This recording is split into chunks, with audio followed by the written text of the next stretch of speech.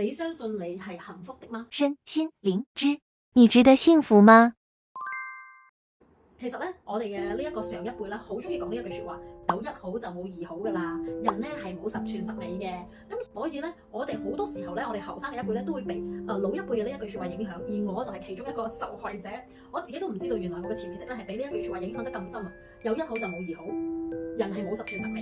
結果當你相信你嘅潛意識相信呢啲説話嘅時候，當你揾到另一半，當你嘅另一半係幾乎近乎 perfect 嘅時候，其實自己深層裏邊，你係唔相信你自己係幸福，你係唔相信你自己揾到一個咁完美、咁 perfect 嘅伴侶嘅。所以其實有好多時候並唔係我哋有冇遇到一個好嘅人、啱嘅人，而係喺我哋嘅底層信念裏邊，喺我哋嘅潛意識裏邊，我哋相唔相信我哋自己真係可以活在非常之幸福嘅幸福當中先。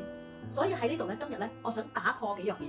第一樣嘢就係打破呢一個人係冇十全十美噶啦，人係冇完美噶啦呢一啲咁嘅言論，同埋打破乜嘢信念咧？有一好就冇二好。哎呀，其實係冇 Mr. Right 噶啦。呢啲信念全部通通俾我打破晒佢。